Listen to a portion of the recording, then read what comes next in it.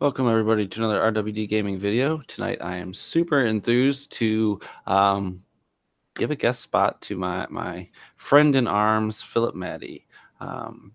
There will be more than likely a little bit of role play in this game, so I'm sure adult things will get said, at least by me, because I'm terrible at a filter. So just a heads up. In the meantime, I'm going to go ahead and toss it over to everyone else. So Carol, please start us off.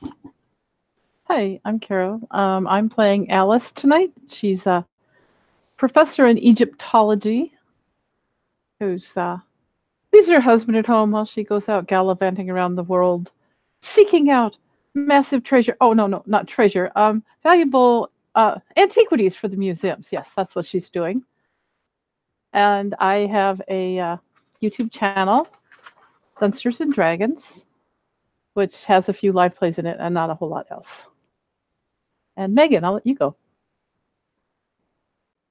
Hi everyone, I'm Megan. I am one half of the YouTube channel Dice on Ice, where we put out a new video every week. And tonight I will be playing Jack Bennett, who is the guy you go to when you need someone to get something done. So he is the definition of a middleman, and he likes it very much that way. So I'm super excited to play and try out this system. So thanks for having me. Hello everyone, I'm Philip. I'm going to be GMing this game, and thank you to the players very much for helping me playtest this fun little system. And we'll get right. Oh, Baron. I didn't actually introduce my character, so I've dropped the ball already in my haste. I am playing the bruiser archetype, Brennan Colburn, with all intents and purposes is O'Connell from the Mummy series. Just to give you guys a little bit more of an idea of what we're playing, this is Philip's new setting and system, not really setting, more system than setting, that is called Treasure Hunt. That is a TreasureQuest. TreasureQuest. Fuck, god damn it. I even wrote down TreasureQuest and looked at it and said the wrong thing, so I apologize. No problem. Please yeah. tell us as much as you can. Yeah, so we are playtesting this game system, which is a D12 roll under system called TreasureQuest. It's very much in the theme of movies like Indiana Jones and The Mummy. So that's what kind of style this game is going to take. And without further ado, we'll get right into it. Dearest friends, if you are receiving this letter, I fear the worst has besieged me. I have made a rather startling and profound discovery that is far too risky to provide further detail in this correspondence. I have arranged for my personal belongings to be quickly auctioned off from my estate in Derbyshire, and I have a special item for you. Come to the auction to collect it from my niece. You will know what to do with it. Don't forget, be careful. Sincerely, Dr. Sudbury. All three of you have received this letter from Dr. Sudbury. He is a known Egyptologist and professor from Oxford, and he's gone missing in the past year. You're surprised to receive correspondence from him because he's been presumed dead. First, we're going to go to Alice.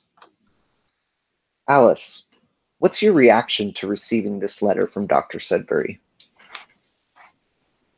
Well, Alice is perhaps a little surprised, as she had thought he really was dead, but she is a colleague of his in Oxford, and she's also a professor. They work together, so she understands that he might reach out to her if he did have a problem, and she's very intrigued because if he's gone missing doing something, it's got to be quite interesting.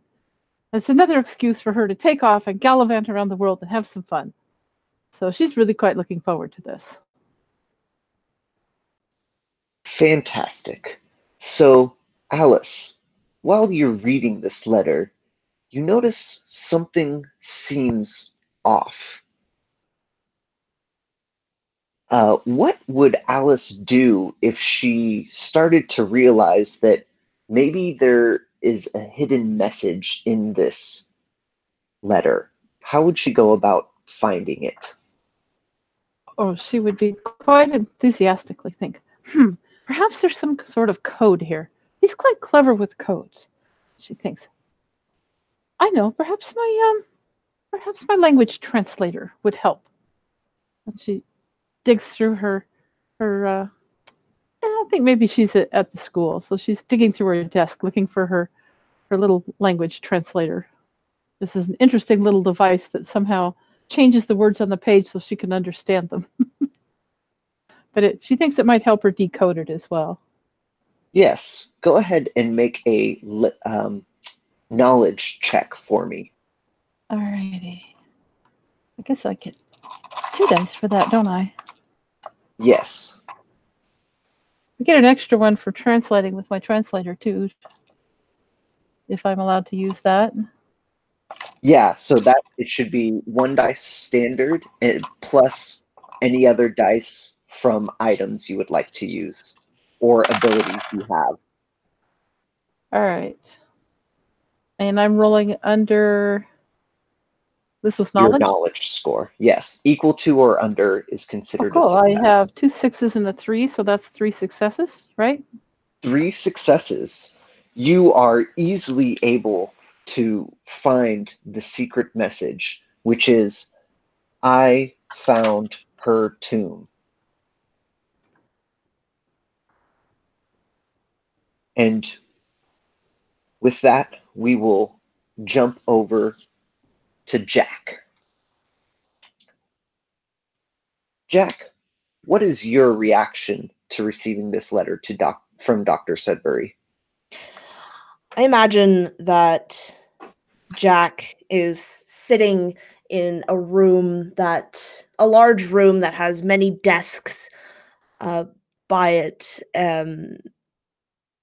This is effectively his office at a very, very small, private eye-ish place of business and or whatever he does. No one really knows what this what this place does or what he does, but he pays his employees to do basically whatever he asks, and that's enough for them. And so his secretary brings him the mail, and he sees a letter. When he opens it, this huge grin comes across his face. I knew you old bastard wasn't dead. And he would just stand right up with this letter and quickly put on his coat and his hat. Evelyn, book me a one-way flight. Right to Derbyshire, is that? Book me a one-way flight to Derbyshire. Leaving tomorrow. And he's busily, he's very excitedly taking anything that he thinks that he's gonna need. And you can take the rest of the week off. Evelyn is chewing gum, and she has those large kind of pointy glasses with perm hair, and she'll lean back in her chair to you and say, Derbyshire? Well, I can book you a flight to London. That's as close as you're gonna get. Yeah, do whatever you can, doll. Just get me there. All right, have fun. And yeah, he's gonna head out, excitedly pack and get ready with this letter. While you're on your flight, you have a little bit more time to spend with the letter, and you reread it a few times and also get the feeling that something's off. If you were trying to figure out a riddle, maybe cunning or knowledge, or how would Jack go about figuring out a riddle?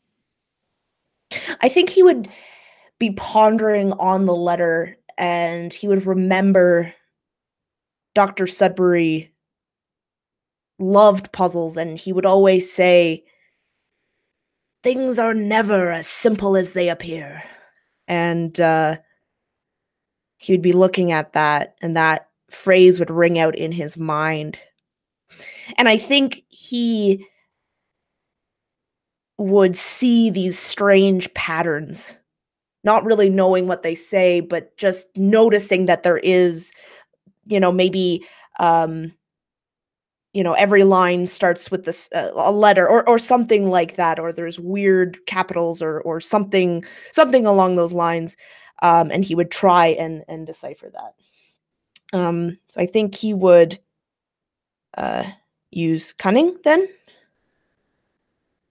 or Yes. knowledge, or Yes, either of those I think are appropriate.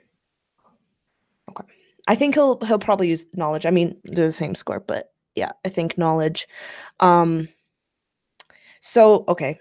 How many d12s do I roll, or just one, or sorry? So yeah, no problem. Thanks for asking. So it's a standard of 1, and then if you have any abilities or items that you think should help you in this situation, then you would also get those benefits. So as a contact, level 3, right?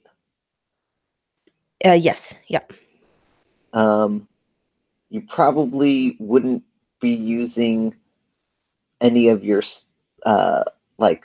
features. Mm-mm. So unless you have a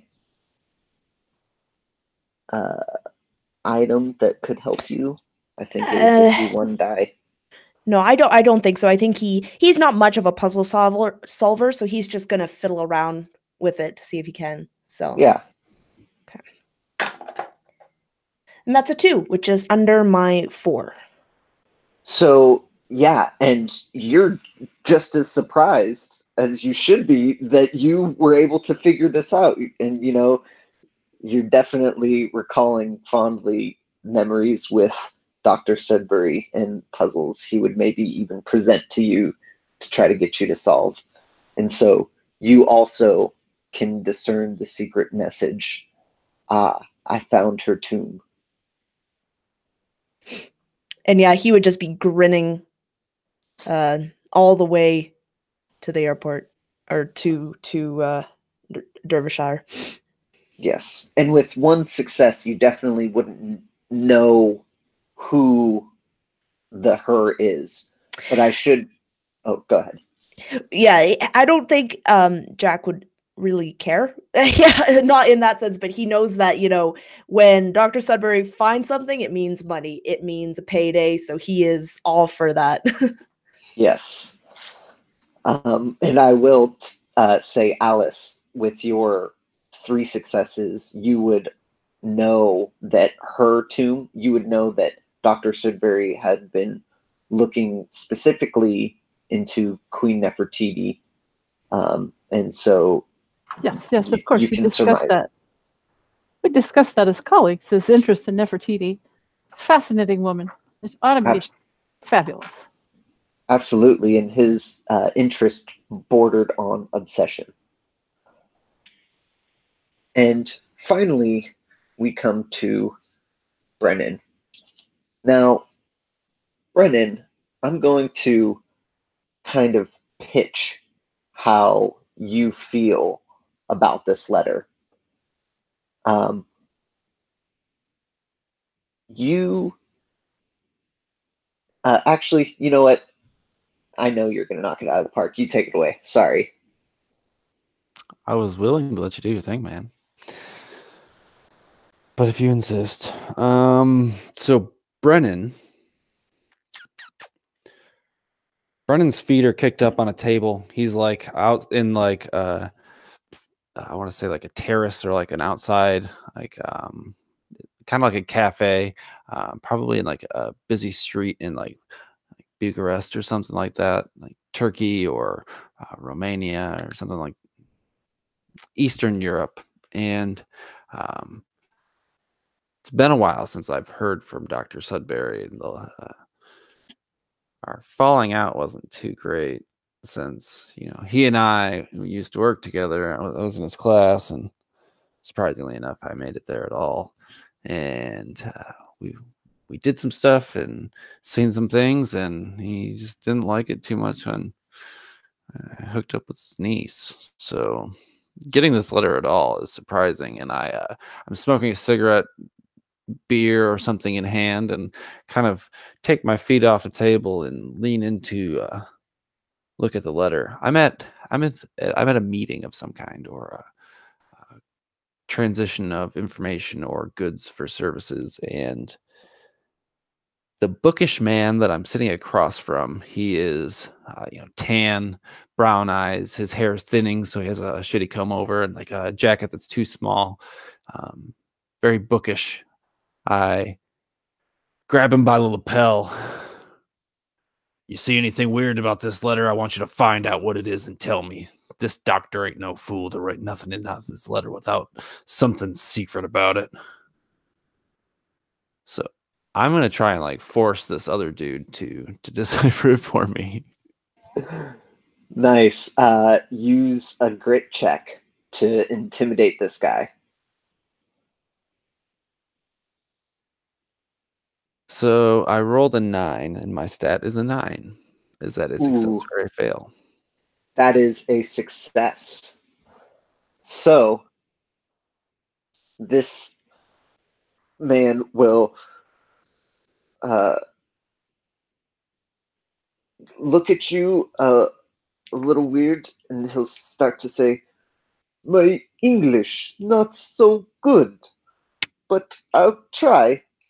And so he will take out his glasses and put them on, and he is going to be at a disadvantage just because he's intimidated by you. So instead of rolling 2 dice, he's going to He speaks Turkish, not English.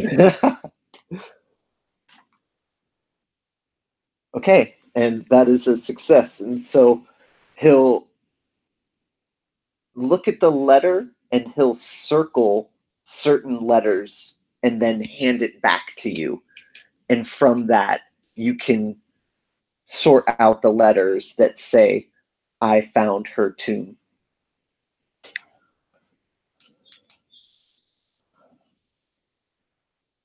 So all 3 of you know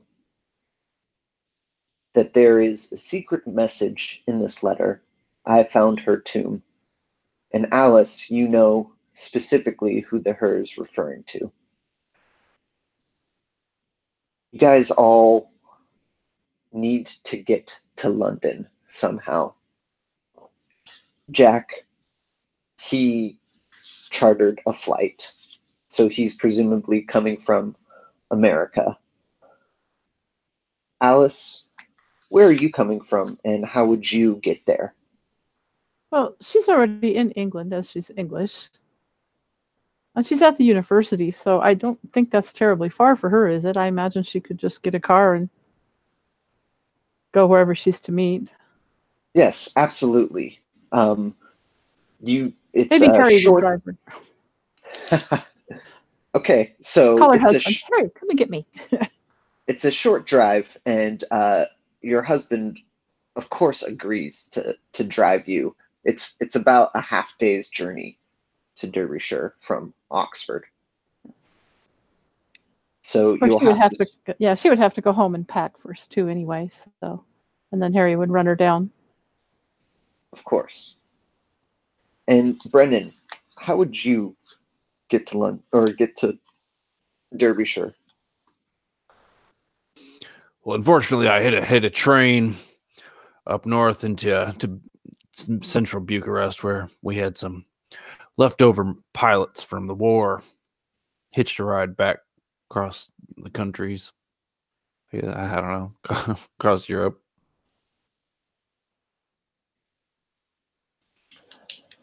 All right. So the first person to arrive at Sudbury Hall in Derbyshire is Alice. It's a typical gloomy English afternoon. Looks as though it's going to rain, as it always does. And you notice several cars parked around the hall. As you motion to your husband to let you out and go park the car and meet you later, you see in the main entrance there is a well-groomed with oily hair gentleman who has a handkerchief and a bright red nose, and he keeps wiping his nose. Yes, good evening, ma'am. Can I help you? Yes. I'm Alice. Mrs. Turk Raleigh. Dr. Sudbury sent me a letter that I was to come to his auction. Dr. Sudbury. That's mysterious. He's been missing. No one's heard from him. His niece is here. Yes, I would speak with his niece. Let me see if you're on the list. Can you make a renown check for me? Sure, let's see. Adding any appropriate modifiers from equipment that you think might help you. Yeah, it doesn't look like I have a lot there, so I guess it's just one. I rolled a 1. So since I have 5, I guess that's a success. Oh, yes, right here. Alice. Oh, you worked with Dr. Sudbury at Oxford. My apologies. Please, go into the Great Hall. Your driver, is he going to join you? And no, I think he will drop off my things. Very well. I mean, actually, would we have any idea? I think we would have an idea that we're liable to take off on a quest and not just go home again. Knowing Dr. Sudbury, I think we would know that. Yes, and she would. The gentleman will eye your excessive baggage, but simply, just shrug it off. Oh yes, I imagine Alice travels with more baggage than anybody. But certainly the other two would, but we haven't even got there yet. But yeah, she definitely travels with plenty of luggage. So you make your way. Yes, just put them over there for now. Thank you, good sir. Of course, madam. And he motions to other people to help move the luggage. And Jack, when you pull up into the driveway, you see this rather large pile of luggage being hauled into the Sudbury Hall, which is a little surprising to you because it said estate sale, and you thought people would be taking stuff out. Yeah, and Jack just has a small suitcase of whatever he could thought to have brought with him on such short notice. But I think he would just waltz right in to the open door while the luggage is being moved and just start taking off his hat and his jacket. Excuse me, sir. Where are you going? Please make a renown check. Okay. And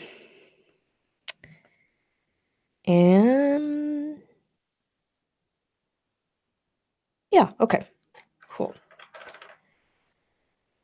Adding any modifiers or dice that from items you think are appropriate.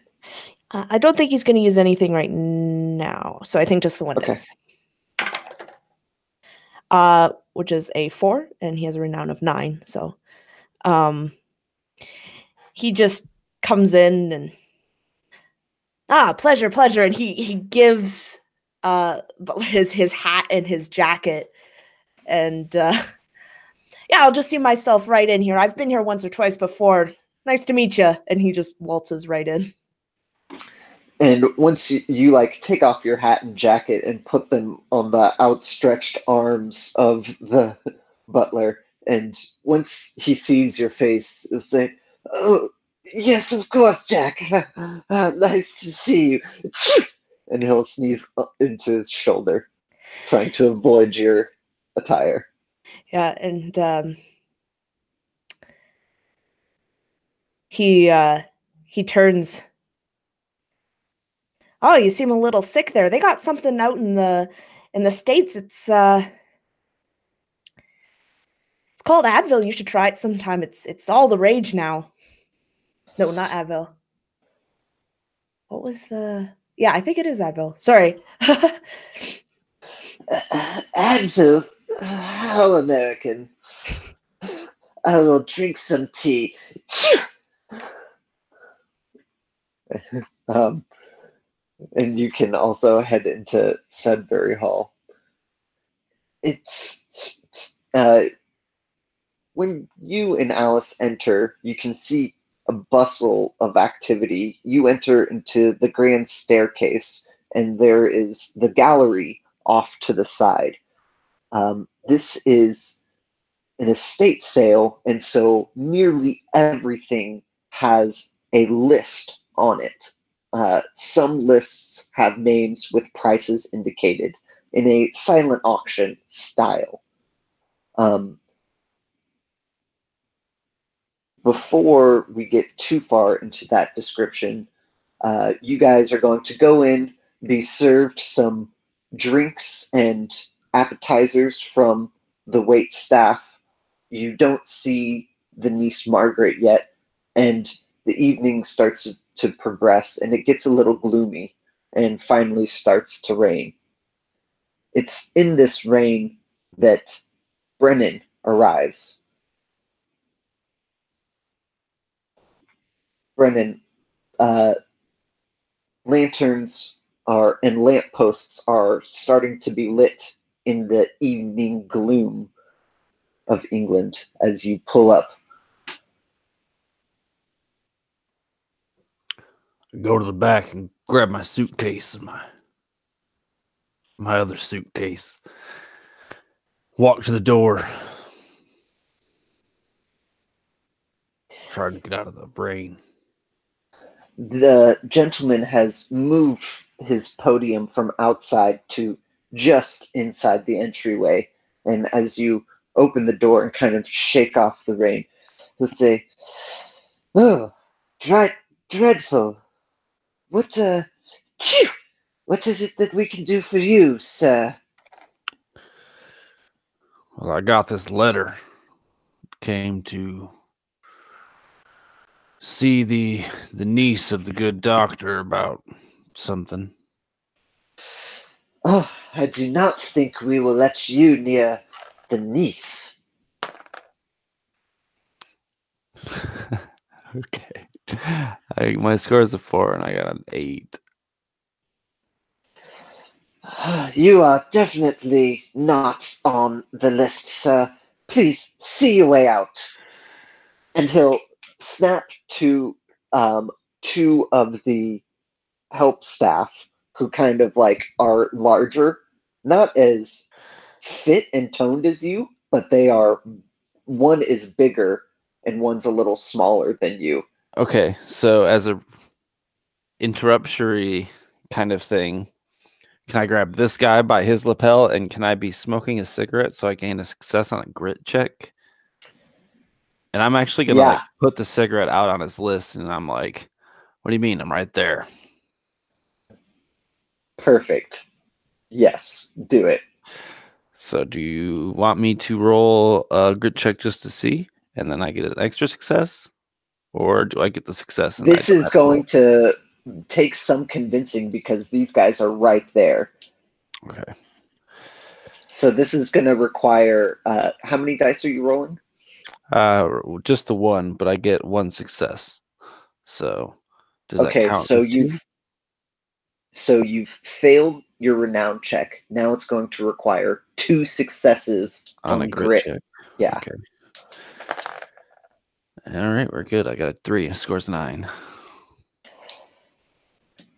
Your dense, hot breath just kind of wafts on this guy who is definitely a germaphobe and just, oh, yes, I see it right there. Just be gone with you. Don't break anything. Oh, relax, and I'll straighten out his jacket, his bow tie. Look over at one of the guards that's closest to me and tap him on, the chest and be like, don't worry, big guy. I was on the list. Just a misunderstanding. So you will enter the scene of a well-lit grand staircase room with servants milling about, serving people. You see lots of artifacts all throughout the gallery, and also fancy antiques fill the room. There are pieces of paper attached to string on most of the items: vases, tables, paintings, artifacts displayed on podiums. Everything's for sale. You don't see Margaret, but you do see a pair of definitely English people. You can tell by their clothes. One tall, slender, gangly man, all elbows and knees, with a grimace on his face, and he's with a woman with shorter hair and glasses. You see them engaged in conversation with another shorter woman. Carol, can you describe Alice? Yeah, she would be definitely middle-aged, just slightly heavy set in that sort of stout English countrywoman way. A little overbearing. She's wearing rather nice clothing. I've got the picture thing, but she's dressed up for this, and she's wearing her fur collar, and she's looking quite upper crust. Yes, and you are arguing with John Pendlebury and Mary Chubb. John Pendlebury is a dig leader for the EES, the Egypt Exploration Society, who have quite recently denied your membership. You and Mary and John Pendlebury are all arguing over some Egyptian artifact. Yes. Alice looks at that. I don't think that one's actually a legitimate artifact. I think that one is one of those fakes done by Mr. Candlewell. He does a fantastic job. But see this mark here? He often leaves these kind of marks on his artifacts that really aren't there on the originals. My dear woman, you would not be able to tell a fake from a real artifact if it came up and bit you in the face. This is clearly I have been on more original. things than you have. Of course I know more about it than you do. I worked with Dr. Sudbury myself. Dr. Sudbury. He and Mary Chubb will look at each other and kind of laugh knowingly.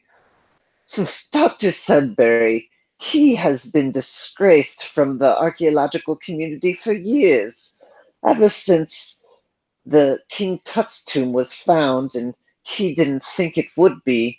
He's been off his rocker. Well, if you think so little of him, what are you doing here at the sale? We are here to take his artifacts from him, of course. He's gone missing, presumably dead. We're here to get artifacts on the cheap. He smuggled them all out of Egypt anyway. I doubt if he did that. He's quite a legitimate man. And she stands up for her friend and colleague. And she kind of huffs a little and turns her back on them and goes over to another artifact and scribbles a bid on it. So, Brennan, you kind of overhear that heated exchange.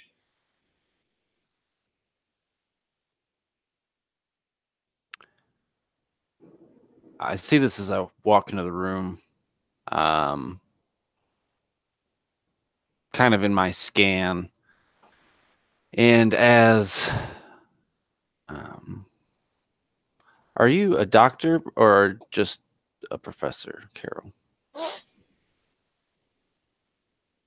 I would say just a professor. Mr. Crowley, it's been some time. I see Oh, the Jack. Society hasn't lightened up any. Ah, what a bunch of fools. They don't know their Egyptology from their French history. I'll pretend to know what you mean. And so you guys are warmly greeting each other. Jack, when you are perusing some of the artifacts, you happen to come across an old acquaintance of yours, Buddy Rogers. And what is he doing here but leading around a couple of Germans?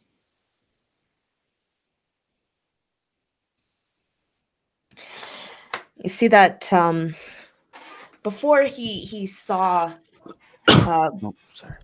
Buddy, that's his name, right? Buddy Rogers. Yeah. Okay. Yeah, Buddy Rogers. So you see that Jack takes a flask out of his pocket and he takes a quick couple of swigs of it, and he kind of meanders over to Buddy and, "Oh, Buddy, I haven't seen you in so long. How's those felony charges treating you?"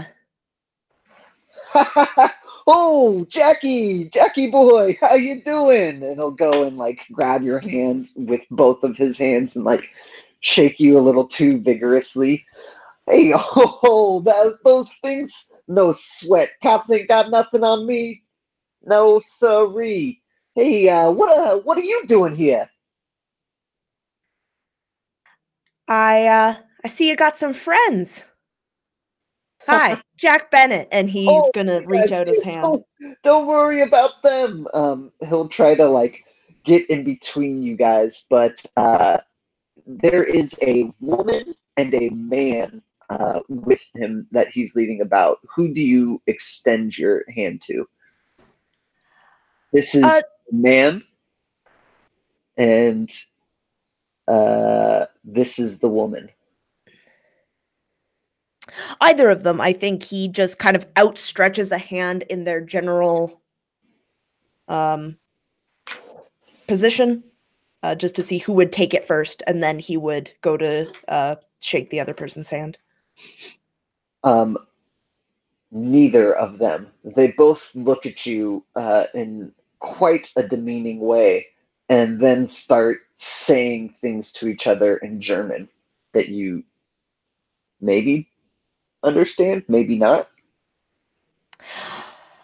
I would say probably German is not his strong suit, or languages in general. Ah, not the touching type, I see. And he would just kind of retract his hand. So, what are you doing here, buddy? And he's smiling, but you can see his teeth are kind of a little clenched. His jaw's a little tight.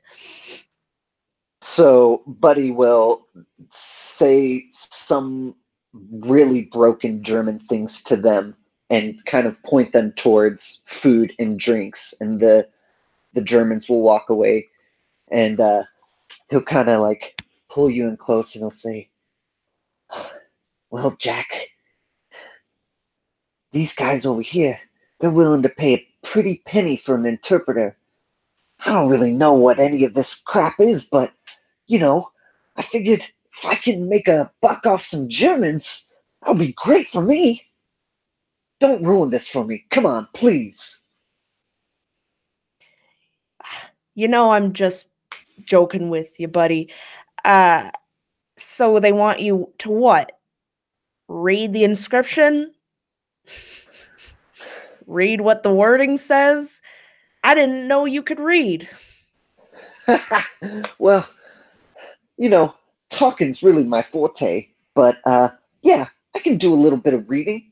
I at least know enough German and enough ancient Egyptian to pass off like I know what I'm talking about.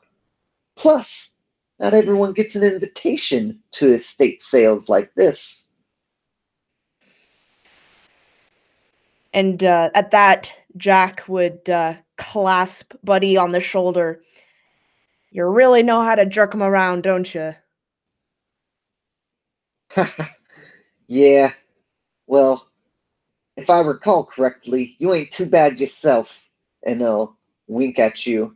And as he winks at you, you are able to catch a glimpse of Margaret walking in through the door. And go ahead. Yeah, at that, Jack would. Well, I can't say I expected you, but it was good to see you again. Take care. Don't get shot. And he's gonna clap him on the shoulder and make his way over to Margaret. Buddy will laugh, and you can see his expression just turn to like nervousness as he contemplates what you're saying and looks over at the Germans. And as you make your way over to Margaret, Margaret is a very beautiful woman who commands a lot of attention. As you start to make your way over there, other people start to swarm her. And you can see that there are multiple people who also started to approach her at the same time. And two people in particular that you notice are Brennan and Alice. As you guys all kind of like go and then like stop in your tracks and make eye contact. I ain't stopping nothing. Me and Miss Alice here are going to see Mrs. Alice. I apologize. We're going to see the young lady. So please, sir. Alice would join Brennan in basically barging forward just to see Margaret. Margaret will see all three of you and kind of what's happened, and she'll catch a glimpse of Brennan, and she'll give you a look, Brennan, that you are familiar with. There are very few people on this planet that can, with one look, stop you in your tracks. And it's been, what, 4, 5 years since you've seen her last? I may stop, but I have to give her the hell of a smile. 4 is probably accurate. Once she sees you smile, she'll smile back. I'll be with you soon, darlings. And she, please, enjoy the food and drink in the meantime. And she will lean over to one of her attendants, whisper something, and they'll come over to you 3. Miss Margaret will meet you in the drawing parlor in just 1 hour's time. She must mingle, you see. Yeah, the fancy hullabaloo. But you, I don't know if we've met. The name's Mr. Brennan Colburn. Adventurer. Yes. And I'm Alice. Mrs. Alice Turk Raleigh. I'm a professor of Egyptology. And they're talking to Jack? Yes. Yeah, and she would hold her hand out towards Jack. Jack would just give you this smile. He'd shake both of your hands. Nice to meet you. My name's Jack Bennett. The Jack Bennett. The one and only? Mm. Heard of me? Good things, I hope. You can only hope, I imagine. Alice nods. She's heard of Jack Brennan too. Your I see that. reputation precedes you. Yes. He gives kind of a mock bow, and so I'm assuming since you two know Maggie, you know Dr. Sudbury too. Oh yes, I taught with him at the university. Mm. We were pretty close colleagues. Another one of those scholar types. I know a few things. Well, if you ever need a helping hand or a bit of information, and just as if this is practice in his mind, he reaches into his coat and pulls out a card. You just give me a call. And he kind of gives you a wink as he gives you this card. And she takes his card and kind of gives a smile. She knows that Margaret has fingered this person to be part of their meeting in an hour, so she's interested in who he is and what he does. I imagine there's like a butler that goes by with like a tray of cigarettes, and I'm not trying to use it as a check, but I feel like this is a very thematic thing because like I'm like packing the tobacco on like the side of my hand. And what about you, bub? How do you know the good doctor? Doesn't really seem like your type. Brennan, are you still smoking those stinky things? Then she waits for Jack. Well, I think you misinterpret me, Brennan. Money is my thing, and nice artifact can get you quite a bit of cash. So, as you could probably say that Dr. Sudbury and I, we get along very well. I do my job well, he does his job well. I think I'm picking up what you're putting down. Alice thinks for a moment, looks at him, sticks the card carefully in her purse. You're a smart one. I like that. Can see why Dr. Sudbury picked you both. Look like you have certain assets.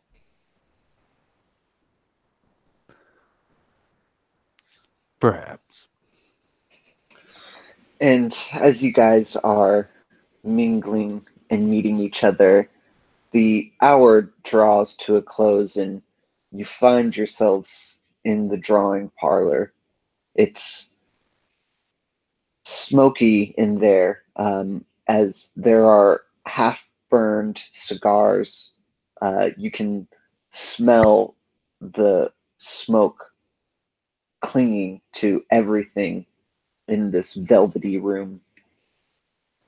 There is a small wet bar available for your pleasure. And as you guys are ushered in the room, Margaret will be with you shortly. Please enjoy yourselves, but not too well, he says to Brennan.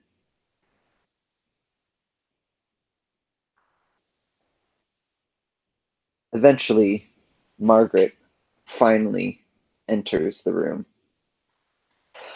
Oh, darlings, forgive me. It's so exhausting talking to all these people.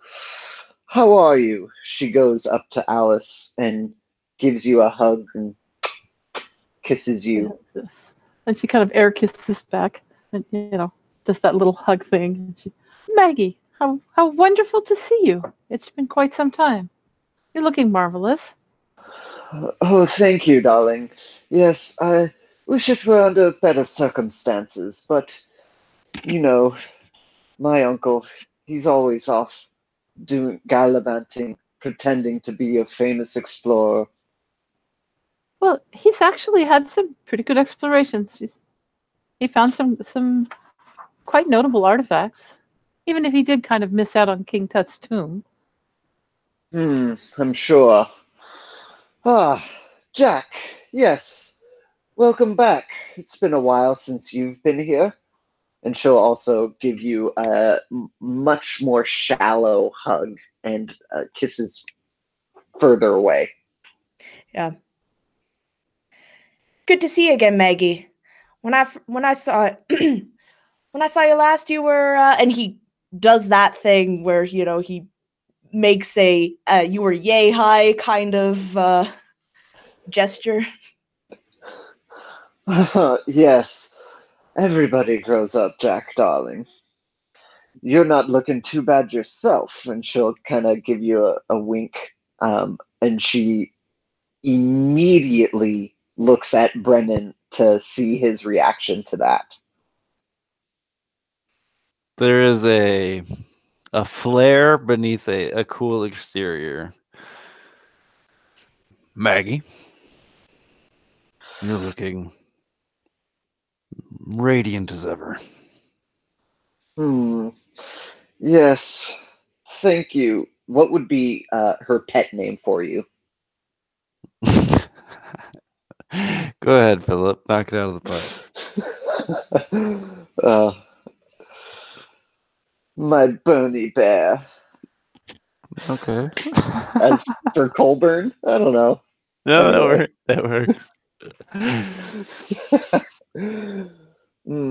Well, please, all three of you, have a seat. And she'll motion to some comfortable-looking chairs. I have a bit further information from my uncle for you. First, I need to tell you, Alice and Jack, you two were the only people who my uncle originally intended in reaching out. But, well, I knew that my Bernie Bear would be a good escort for you anyway. She walks over to the sonogram, phonograph. That's what it is. The phonograph. Sorry, and pulls out a record-looking like disc, and she'll say, "Uncle recorded a few words on here. They'll play for you shortly. I must go attend to other matters. You understand. Just listen to this and then follow the directions. Be careful, too." She'll kind of wink at you guys. And before she leaves, she'll give you a squeeze on the arm. Definitely come back alive, Bernie Bear. And she'll leave the room. And as the phonograph starts playing, it's first, just like scratchy, typical music, kind of orchestra-like music. It's a tune that you're all familiar with, and it drags on for almost 5 whole minutes. You guys start to look at each other uncomfortably. I think. Go ahead. I think Alice would probably get up and go get a drink. Looks at the others and kind of waves her hand to see if they're interested in anything. Brennan will definitely assist you in making a drink. Uh-oh, Dice on Ice disappeared. Do you need us to stop Megan? Did she drop? Yeah. She's coming back. Cool. Sorry, my internet just had a little seizure. No problem.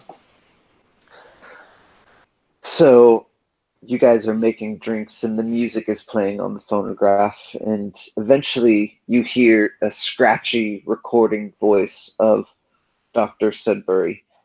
He'll say, "Ah, yes, glad you two could make it. So I have left some items for you to help you come and find me.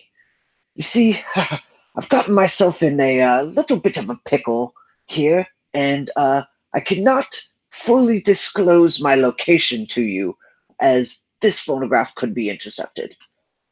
But I will tell you, I have found her tomb, as you have undoubtedly figured out. So, what I need you to do is go to the British Museum and find the inscription on the back side of the sun's mask. You should know what to do from there. Alice, you can take it away. And Jack, I know you'll be able to find me, because you can find anything. Please, see the items that I have placed in the desk. You guys can go over to the desk and open a drawer and see 3 packages. One marked A, one marked J, and one marked B. First, for you, Alice. Here is my Ankh. So an Ankh is like, and it looks like a cross with like a loop on top. I don't know if you guys are familiar with that. It's like, you know, an Egyptian symbol of immortality, the afterlife, that kind of stuff. Of course, Alice knows all about it. Yes, Alice definitely knows all about it. And you know specifically... Fortunately, I do too. Some, anyway. Good. So specifically, you know that this one is Dr. Sudbury that he found in his youth on one of his first archaeological digs. And he'll say, "This thing has brought me unmeasurable luck. I also think it's helped keep me in good shape. Please, I hope this will bring you as much luck as it has brought me, and find me soon, Alice." So you have this Ankh. It gives you +2 mysticism, and you can also gain 3 health.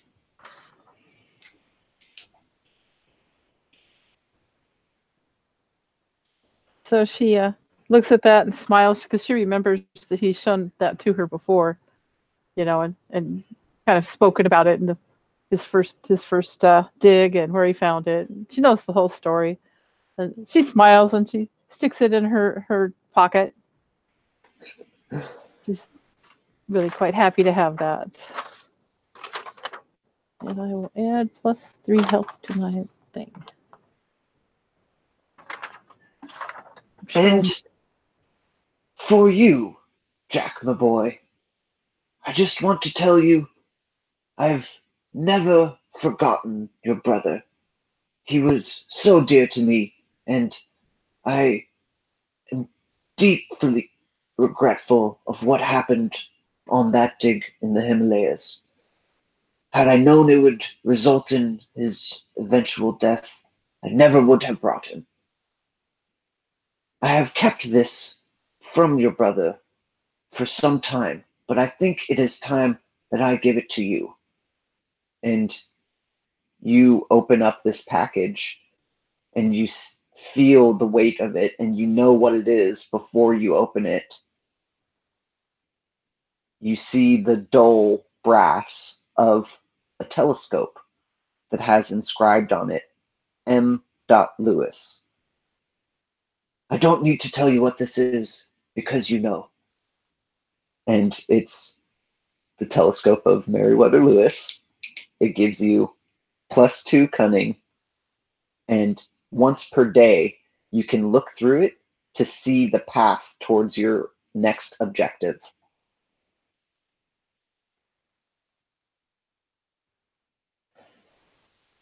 Well, that's it.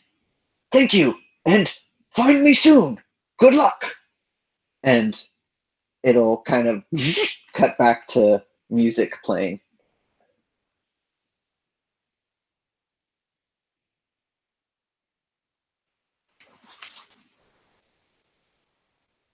So there's still that 3rd package marked with a B inside the desk.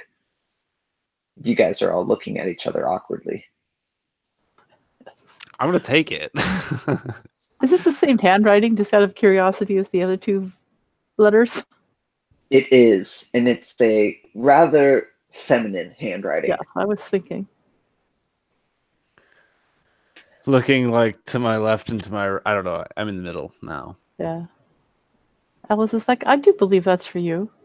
So your package is the smallest, Brennan. It's actually kind of an envelope, and when you open it, it's like a piece of paper formed into an envelope. And so when you open it, you'll see a note from Margaret, basically saying, Well, "Well, hold on. Are these private thoughts? they." So yeah, you can Is choose. this a Like, dirty letter? I'll just give you the gist of the letter, but it's definitely got private thoughts in it. Yeah, I probably like open it between us, and it's like, oh, hey, this is my letter. Yes, so you can read it kind of privately, and basically she's just saying like, "Oh, sorry, I dragged you into this. These two dweebs could really use your help. Don't let me down. I know you got a good heart. Here are all the things I promise you. Come back soon. Lipstick marks on the letter, and in it you see a thin ivory stylus that is tipped with gold. And she writes in the letter, I know that you're strong, but you could use a little help in the brain game. So take Imhotep's stylus, the ancient Egyptian, and this stylus gives you +2 knowledge, and once per day you can translate any writing when you use the stylus to carve into something. You can use wax, sand, mud, whatever. You can dip the stylus in some blood and like draw on paper, whatever you want to do to make writing with it. That was once per day. Once per day. I'll tuck that into my interior pocket and with the letter.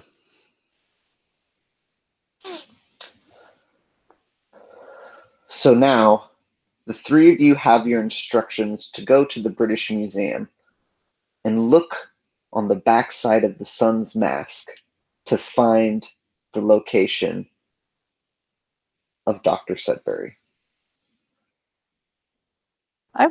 Is this late in the day by now?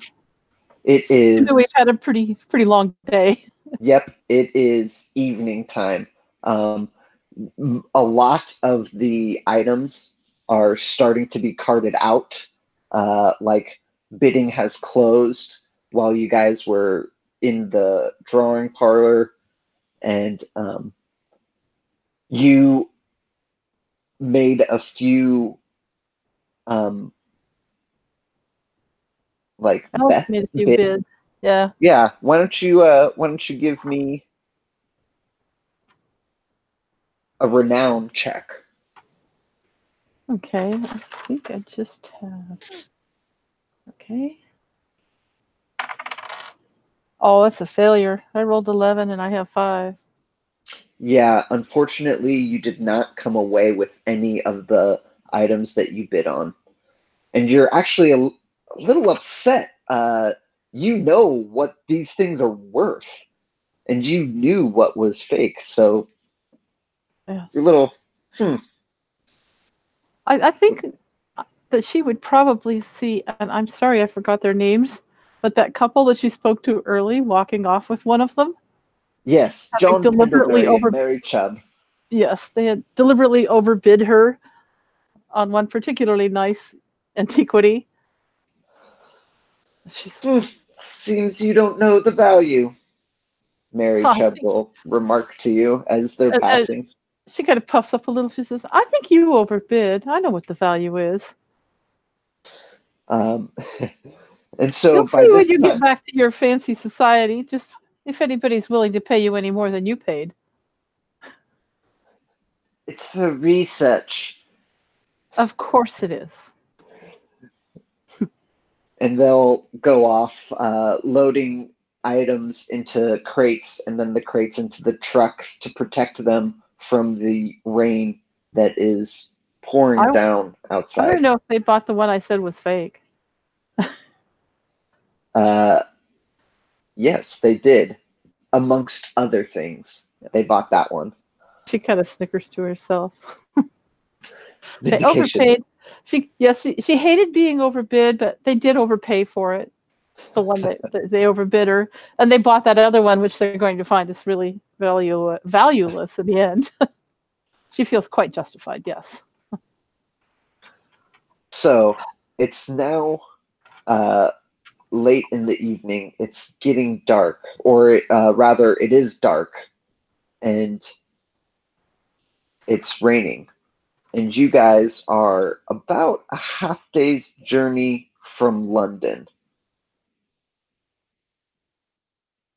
And this is where we will take a brief break and come back in about 10 minutes. Does that sound good, everyone? Cool.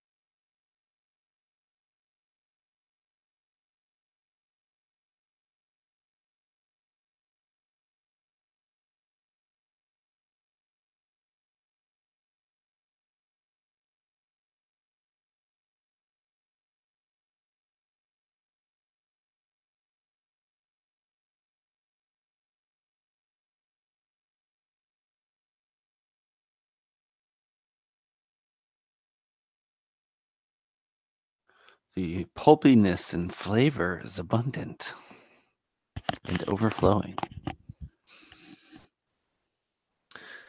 So it's safe to say that I'm a gigantic dick. Jack is the smoothest thing that has ever walked the earth, and Alice can be as petty as the rest of us. Sounds like a great, great team. We're going to take Egypt by storm. Yep.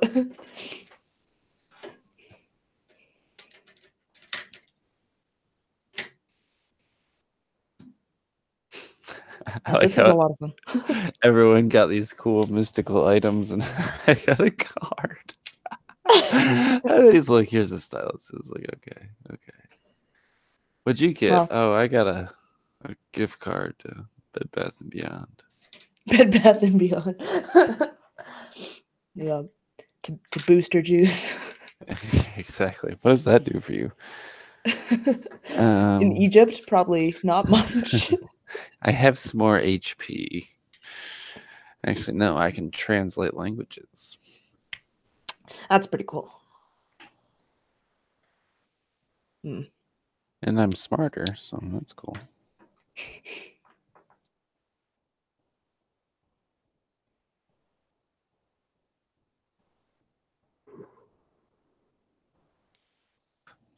So in hindsight, I feel like I probably should have made some of my other stats high. But hindsight's always 20/20.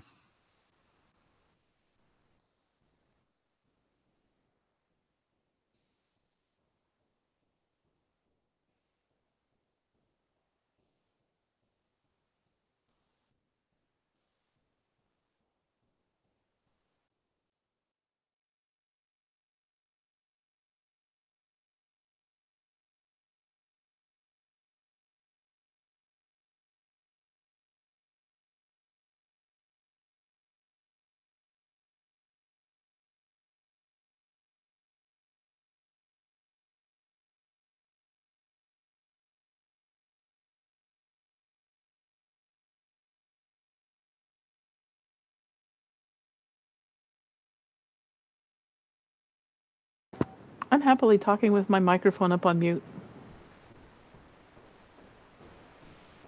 Oh, please do tell.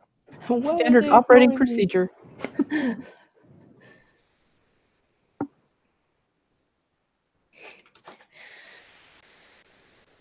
don't know if Philip did this on purpose, but I am slowly filling in the treasure quest. I've just been like coloring it in while we talk.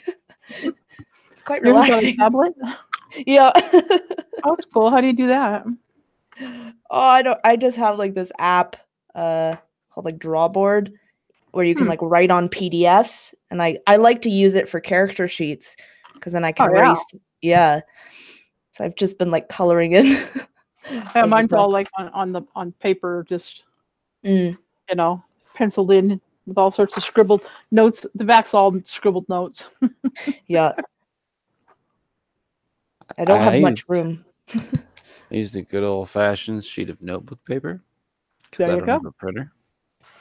I don't have a printer with ink anymore. Ink is so expensive. Yep. And you know what? Printers are the worst Christmas gifts, especially printers with expensive ink. Yeah, here's a photograph printer. You'll be able to use it 3 times, and then that's up. The rest is up to you. Yep. Okay. Thanks. We're gonna gift this next year back to somebody else. Yep. That's kind of what happened with me. We have this like really, really nice printer that I got for Christmas, but the ink is insanity. And I can print stuff at school for free, so I just do that. The first thing I do if I want to buy a printer is I check the ink cost. Yeah, the cost to run the dang thing. That is smart. Because that's what's really going to be the most annoying. True.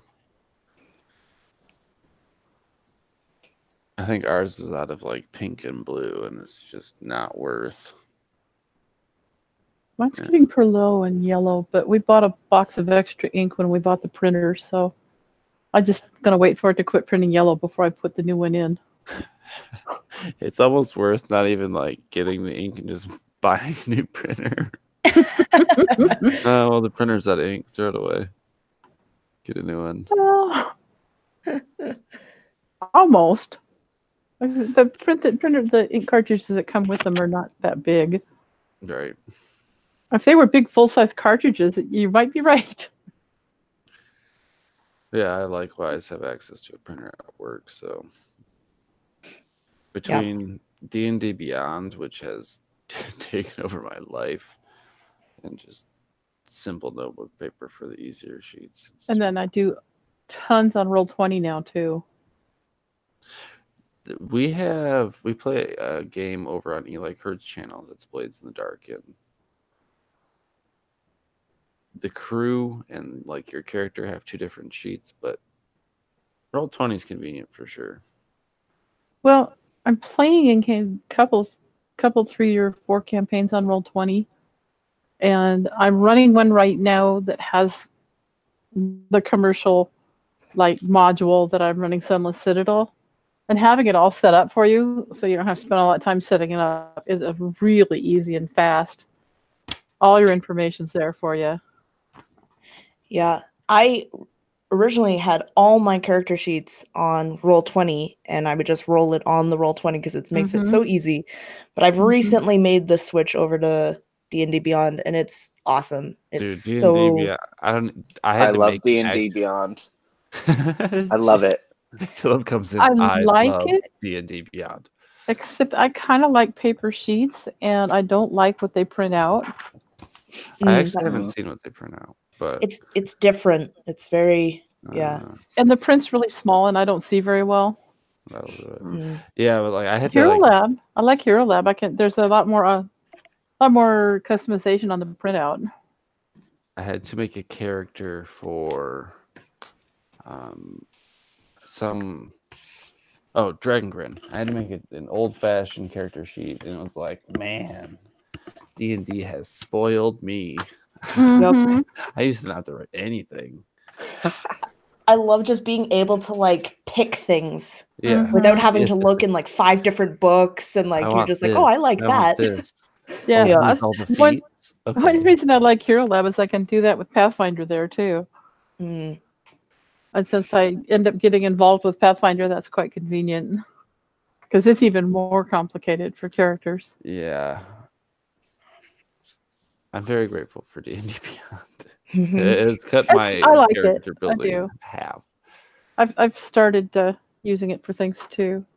So I had a question for our brilliant DM.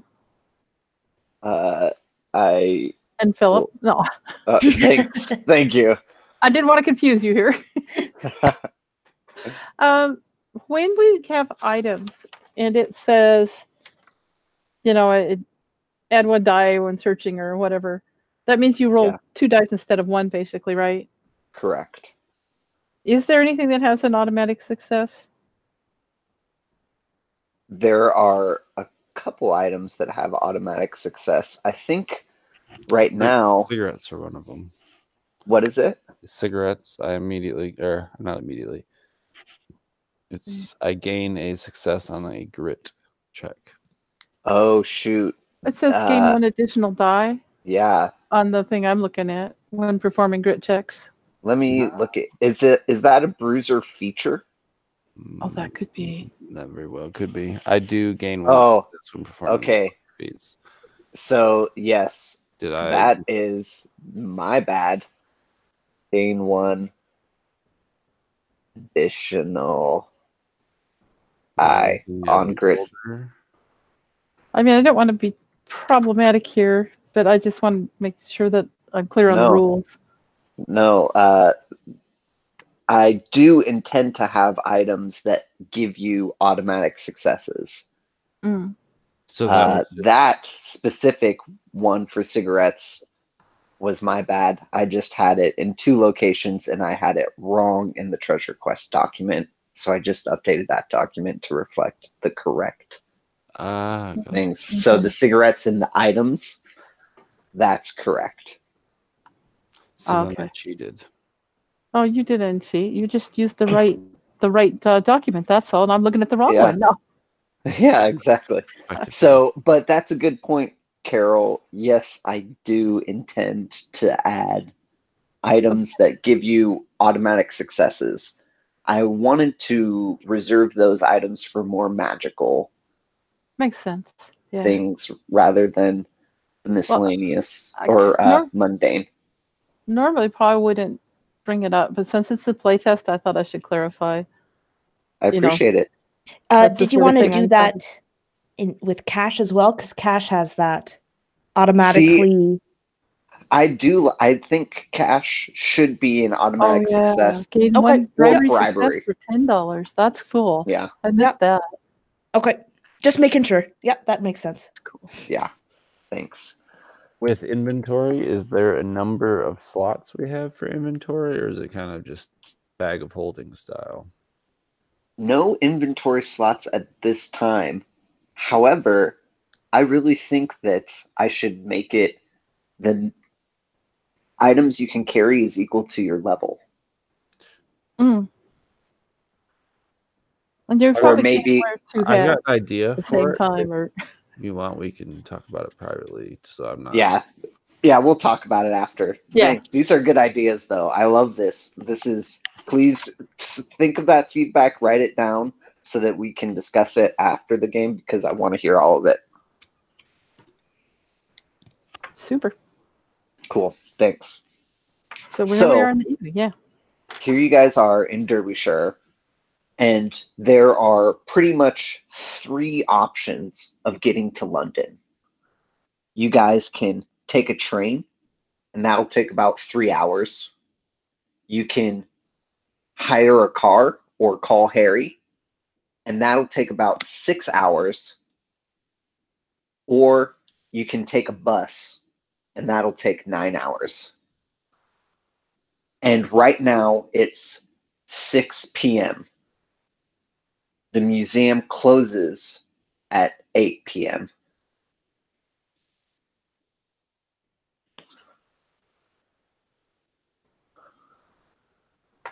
Well, I don't think it's quite possible for us to make it all the way to the museum tonight, at least, while they're open. No, it doesn't seem that way. Certainly not. I've been flying all day. My arms are tired. But maybe we should request to stay the night here, perhaps. Yes, and a place this big, you'd think there'd be a place for guests. We could ask Maggie.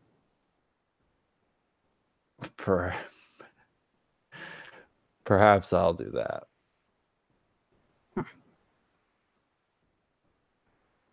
Ellis has this rather knowing smile. Yes, you do that. Jack would just have a seat, pull out his flask, and start drinking.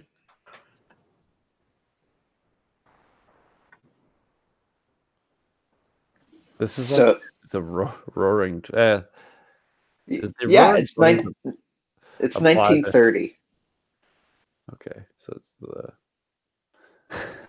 somewhat still decently Flapper going. era. Yeah. 1 year after the Great Depression started.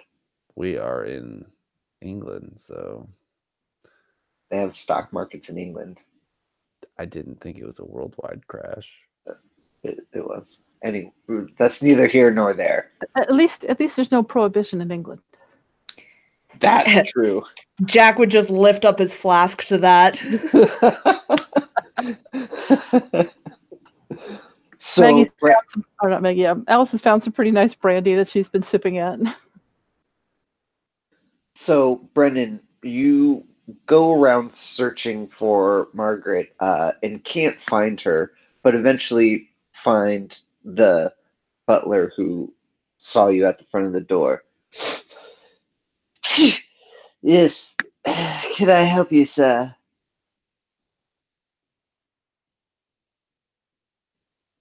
You're muted.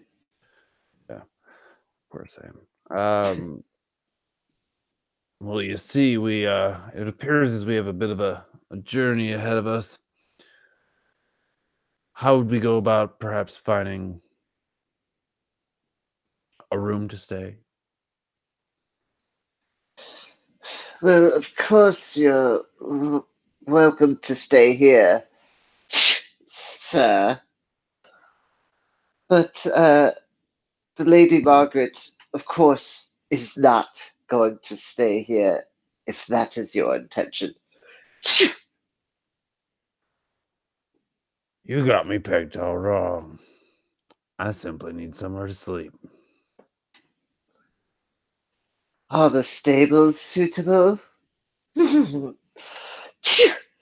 Excuse me. I'm just joking. Of course, we will make up 3 beds for you. I presume 3? He says and raises his eyebrows at you. 3 would be fine. Of course. Thank you.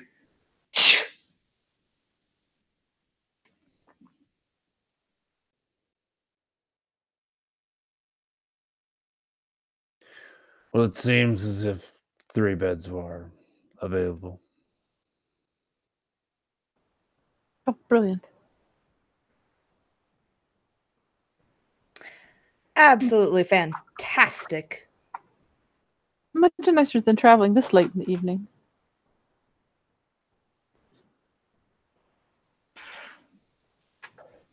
You guys settle in to very comfortable accommodations. You each have a fireplace in your room that's lit with a few logs to keep it burning through the night if you so choose. You wake up in the morning greeted to a lavish breakfast, traditional English. You definitely enjoy it, Alice. And Yes, it's better than even Harry's cooking. yes, they do employ the best cooks here. Well, they did. They're all kind of giving it their last hurrah, as the estate will soon be closing. Over your morning meal, would any of you like to read the paper? I think Jack definitely would. Yeah, Yes. that's what Alice. But Jack first. So, as you guys are reading, you're reading the morning headlines, and across the front, British Museum broken into last night. As you continue reading, you come to find out that apparently there was a break into the British Museum and some artifacts from the King Tut's tomb exhibit have been stolen. I know. Does this then include the sun's mask? Or do they mention? Included in the items stolen is the burial mask of King Tut.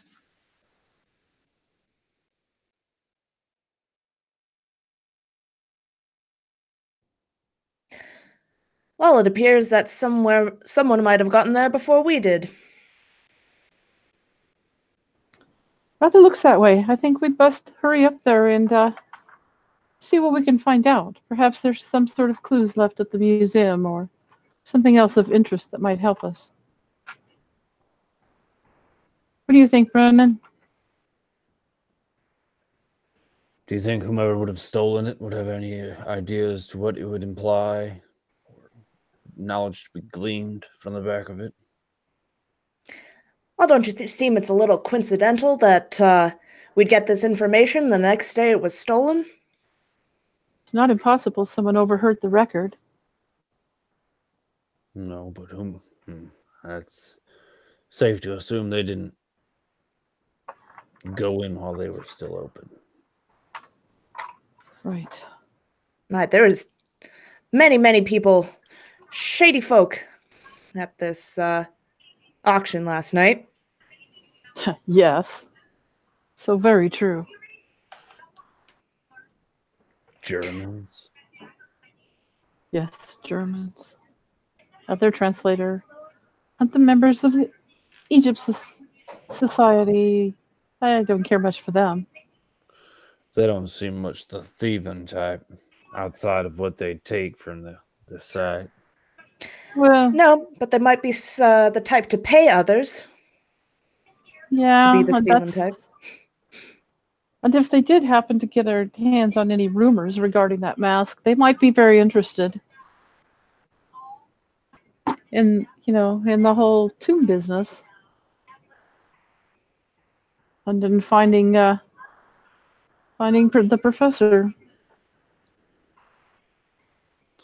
Well, the way I see it, we got really one option here. Find him. Well, why are we here smacking our guns? Let's get to it. And Jack would take his cup of coffee that he still has and start heading upstairs. Yes. And yes, Alice. Perhaps the train. I think that's the fastest way to get up there. Let's not let any time waste. Agreed. Let's see. Okay, so it sounds like you guys want to take the train to London Yes. to investigate the British Museum. That would be Alice's choice. Okay. I need all three of you to make renown checks. Oh, I hope I do better than I did last time. What are we This to is do? for traveling. Ooh, I get 1 success when trying to make travel arrangements. Fantastic. All right. You are. This is going to require 3 successes because it's the fastest form of travel and therefore the most finicky. I rolled a 3 out of 5. Okay, so that's another success. You only need 1 more success between the two of you. I got a 6, and my renown is 9, so that's another success. All right.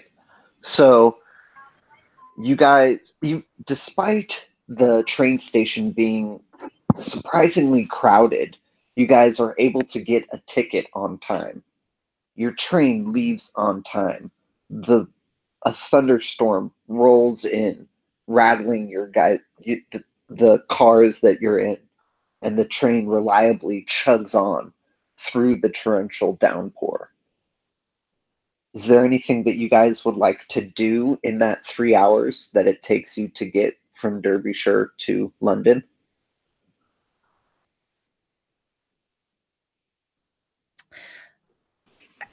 I think that Jack would actually be writing some letters to...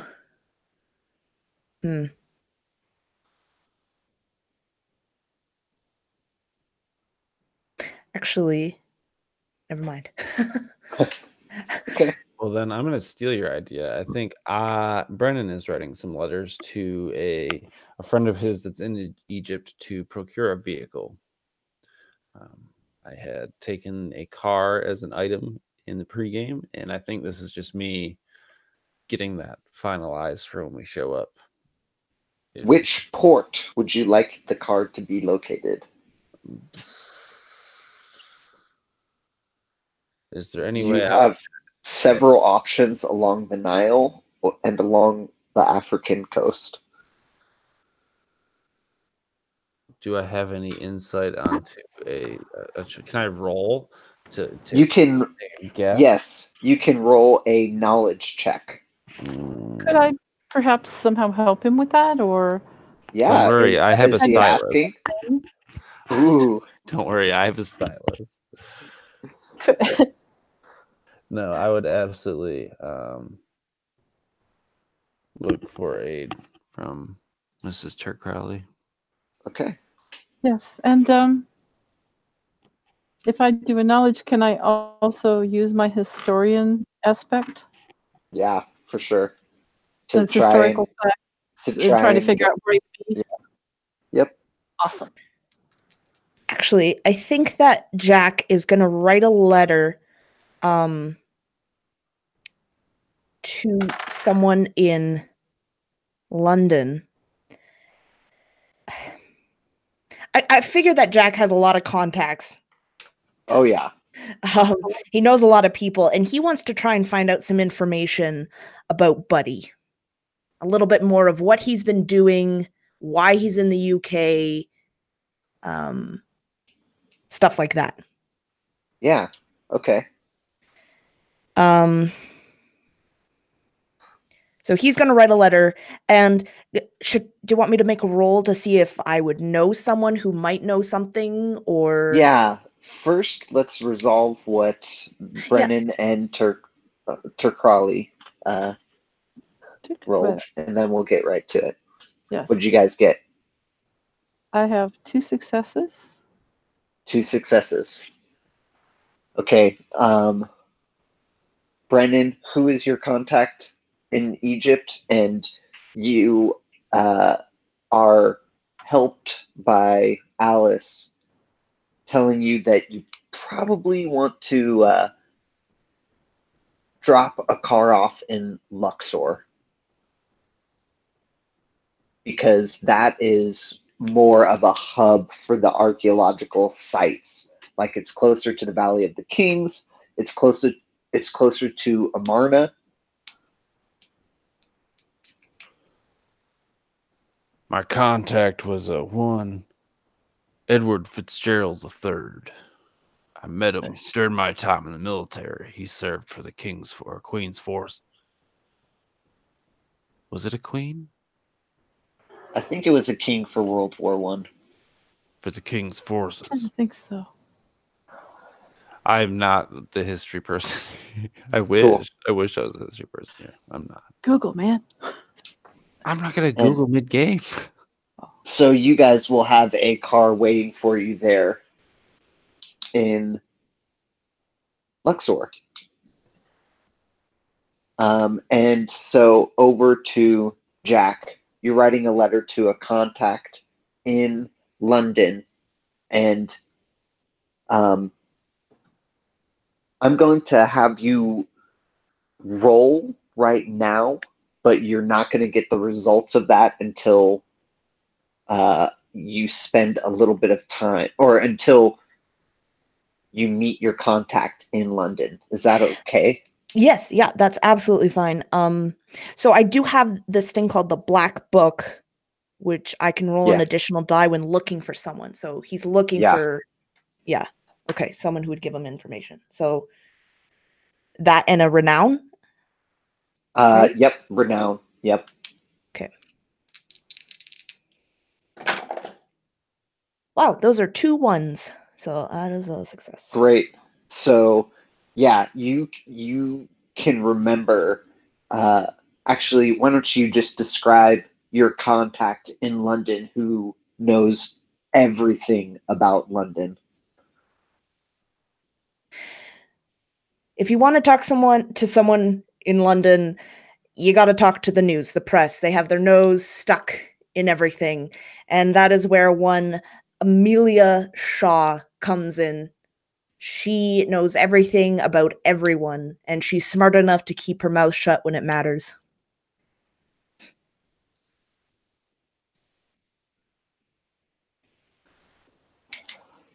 Perfect. All right. So, you know the typical hangabouts of Amelia Shaw, and so as soon as you get to London, you'll be able to seek her out.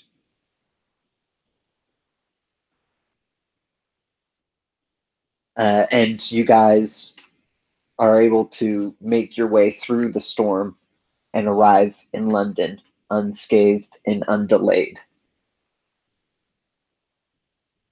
Where would you like to go first?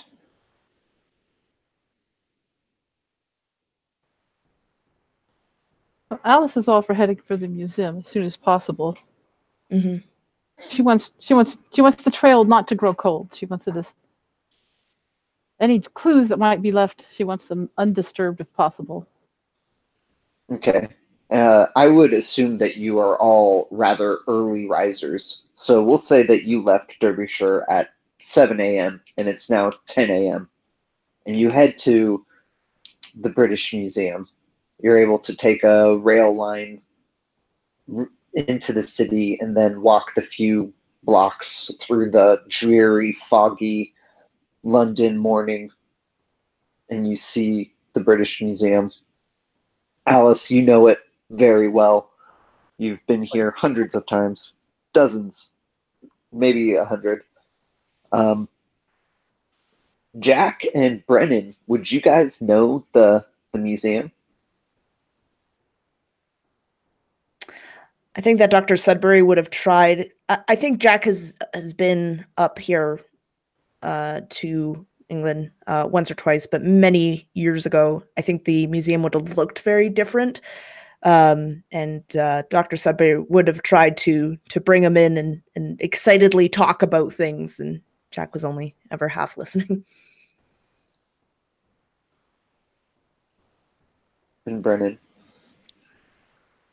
Not much for the collection of things as much as their acquisition. I've never been. But there's no point in acquiring things that you don't know what they are and what they're worth. Everything. I suppose it's less of what they're worth and more of what my time is.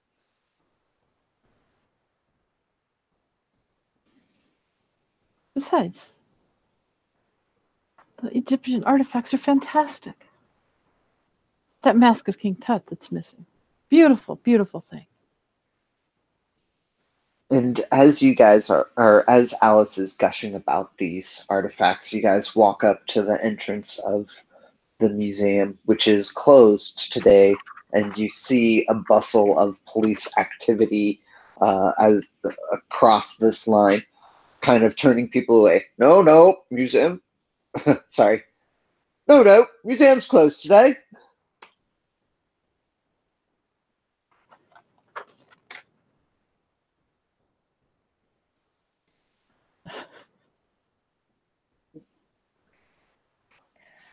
Let me go talk to them, see what I can, see if they'll let us in. Yes, of course they should. All right, sorry, sir. Gonna have to turn you around. Museum's closed today. Break in, you see. Oh no, you don't understand. I'm a detective, and he flashes his wallet, which has nothing. He flashes his wallet. I'm Detective Newman here, and these are my associates, Detective Cole and Detective Reed. We are here on special request of the Commissioner, since we are experts in said artifact heists, and we have been asked here specially by the Commissioner in order to get in and look at this investigation. I'm assuming you would not know this because, Officer, and he looks at you smiling. Go ahead and make a cunning check. I also have identification, which I can add additional roll when dealing with law enforcement. Boom. Nice. Awesome. So those are 2 successes, a 2 and a 3, and my cunning is 6. Oh, right, yeah. Go on in. You'll see the sergeant. He's just right inside. It's all right, lad. You'll get your promotion someday. And he'll walk in. Thank you, sir. And if you would just watch my bags. Yes, ma'am. I'll be back for them shortly. She He'll still kind of has all her like take luggage. it awkwardly and like, okay. You guys are able to make it inside the museum, and you see people in both police uniforms and not in uniforms, but in like trench coat and tie and suit. And they're all smoking inside around these artifacts that are not protected. And the King Tut's, in the entrance, there's like a few artifacts from King Tut's tomb to entice you to like go further and look at the other artifacts. None of these ones are missing, but they've got there's like podiums toppled over. When you were approaching, or actually, I want all of you collectively to make a knowledge roll. All right. I can do that. Oh, yes. I rolled a 1. And this is specifically related to like investigation. Let's see. Investigation. Jack got a Would it be 6. solving clues? It's not solving clues, it's gathering clues. Well, I don't have one. Oh, no. I can add a die for when searching for clues. Yes. Yeah, there you go. All right. I don't So know that's 2 how- successes. We're gonna search for clues, and we're not even allowed to touch them. I got 6 over 4. Okay. And I've got so 8 and a 1 with 10.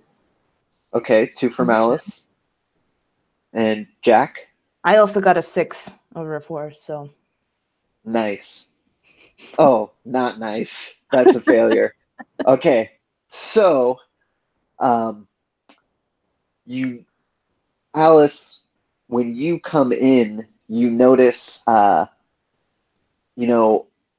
this looks like they wanted to mess with all of the Egyptian artifacts to hide which ones they were actually after. And you notice this coming in. So you guys see the sergeant and the inspector, and they look up from their paperwork at you. Excuse me, you can't be in here. The Listen sergeant. here, my good man. What are these men doing smoking around these priceless Egyptian artifacts? They could harm them. They could cause damage to these ancient and beautiful relics. Mad woman, do you not know what's taken place here? Yes, I absolutely do. Yes, well, we all need to just calm down a bit and have a good smoke. We need to find out what happened in detail. We need to know what's missing. I'm quite familiar with this exhibit, and I know what should be here and what isn't. And who are you? The inspector will say to all three of you with like he's got a pen and a flip pad and a wave his pen around. I'm Detective Reed. These are my associates, Detective Hill and Detective Saunders, and we've been asked by the commissioner. I'm surprised that you haven't been told or asked about it. We specialize in these types of heists, especially concerning artifacts, as you can see by the immense knowledge that my associate here has. Yes, I want you and I want Jack and Alice together to make a cunning check. Oh, jeez. This is a little scarier. Oh, yes, success. And I still get my additional roll because I'm still dealing with law enforcement. With identification, yep. Yeah. His wallet that he flashes. Okay. That is 1 success and 1 not success. When you mention the commissioner, the sergeant will just bristle and he'll say, "Oh, yes, the commissioner, I'm sure it just slipped his mind." And the inspector will like really like squint at you and then write down a few things and flip his pad back. All right, well, what do you know then? And he'll look to, he'll ask the question, presumably to Alice, but he's looking at Brennan up and down.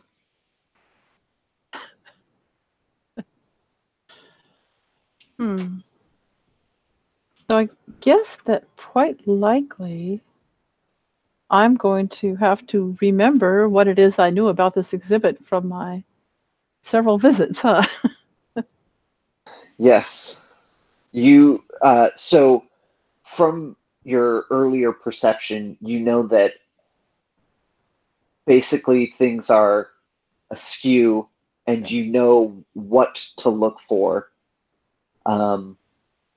You notice that amongst a few other items, there's the throne is missing. Pretty easy. The ceremonial burial mask is missing.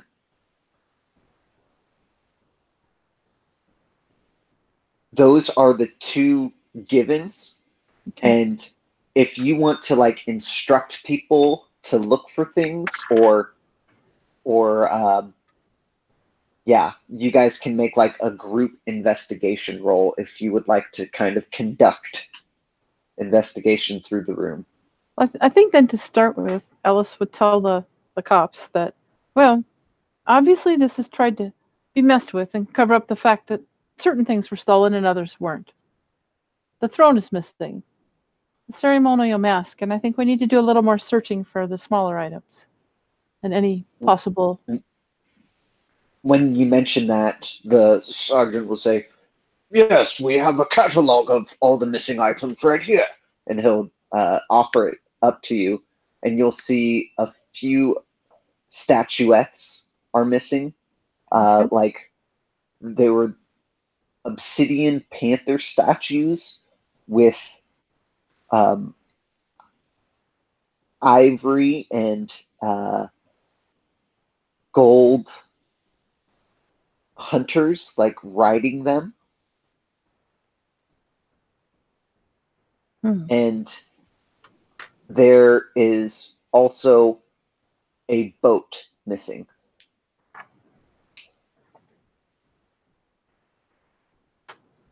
So I would like, show the list to the other two. I think. All right, what can we determine from all this? Let's.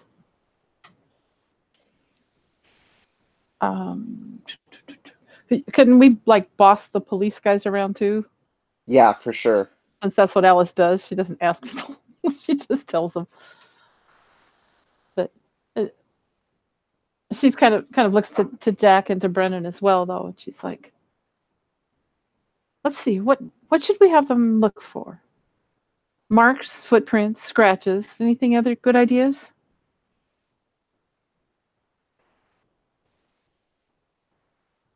So yeah, sorry, go ahead.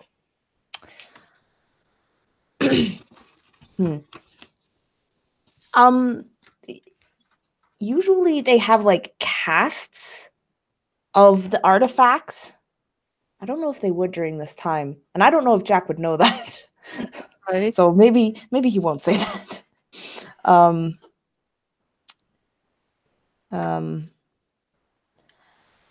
Maybe we should check the stands that these artifacts were staying on. Maybe someone left something behind. And how did they get in? I was gonna say, where's their point of entry? Seems like they made off with some rather large items. There's only a few ways they can get in or out with those. Yes, judging by the skid marks on the stairs coming in, we assumed that they had a truck pulled up and then took off. We're not quite sure where they went after that. It looks as if they barreled through the park way across, and after that made it onto the streets, and who knows where they went. And how did they get in? You guys could see that the doors were like broken down. Okay. Well, it seems that the three of us, led here by our private investigator, is exactly what you need, since you were incapable of figuring this out before it could take place. Boy, excuse me, sir, but I don't really think I know who you are exactly. Well, I'm obviously Investigator Hill. Did you not listen to Investigator Reed give our introductions? Okay, Investigator Hill. We are perfectly capable of taking care of our business. And he'll kind of like waddle up to you, and he is much smaller than you, and his suit is like too big for him, and so are his shoes. Well, as you can see, this isn't your business. This is Egypt's business. Have you ever been to Egypt? No, never left the home country. Investigator Saunders, are you listening to this? Yes. Has never even been to Egypt and claims to be a professional. I've been The to Egypt. the sergeant will put his hand on the investigator's or the inspector's shoulder. Well, don't worry about it. We'll fully cooperate in your investigation for the commissioner. And he'll like look at the inspector, and the inspector will kind of back down. Very well. I'll be sure to write that in our report. As if I was going to write something. So you wanted us to do an investigative thing? What? Yep. Go ahead and do a group investigation roll. And how will we do that?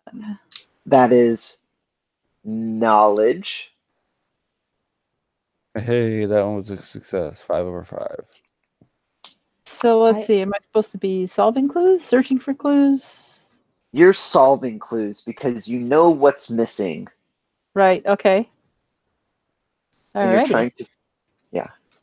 And you know how the perpetrators got away with it. Yeah.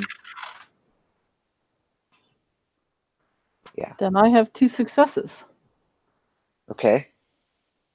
Between you two, I got 1 success. 1. 4 total, Baron? We got a total of 4 successes. Okay, so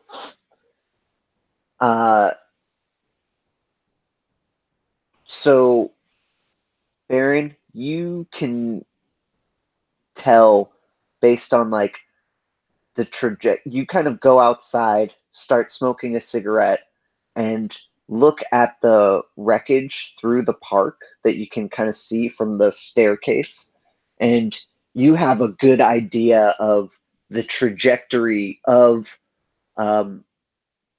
where the car was going, and it looks like they were going towards some dock warehouses by the Thames.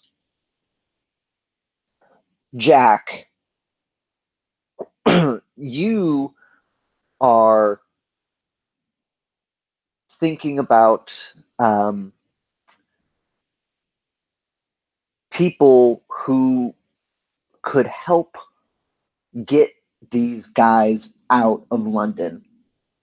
So you know that Amelia Shaw is going to give you information about Buddy Rogers, and you don't think that she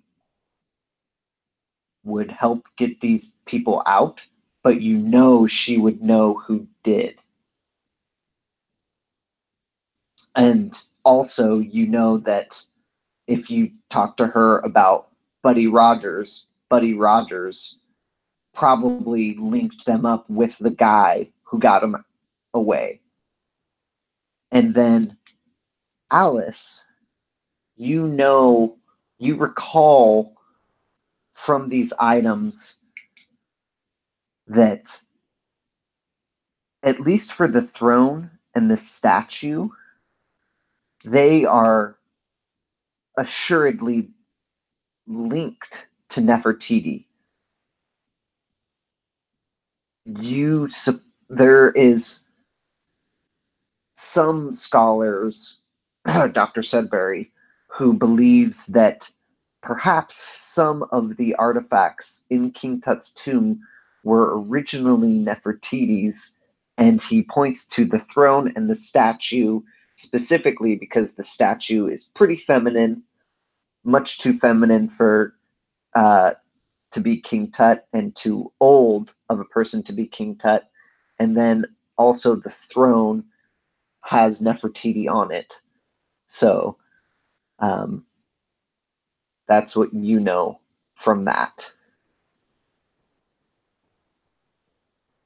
And you guys pretty much think that that is all of the information that you're going to get from the British Museum and from these cops.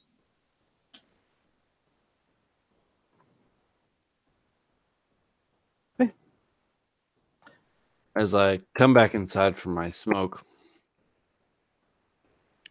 if I had to take a guess, I'd say they went towards the docks, down in the Thames.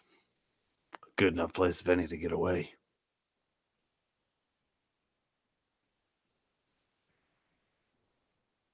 I think I know a person who would know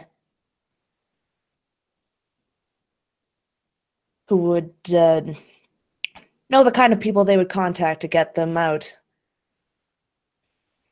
I think we should go see that contact sooner than later. Yes. And those items they took, those are related to Nefertiti. I'm sorry, I don't understand the significance. Oh, when Sudbury said he found her tomb, he was searching for Nefertiti's tomb. So these people might know. I think those three, the items, the throne and the statue, would be hers. And the mask had some clue on it that he was pointing us towards. Jack, do you know the way to this contact? I think I know where she is hiding these days. Now Jack is is Southern.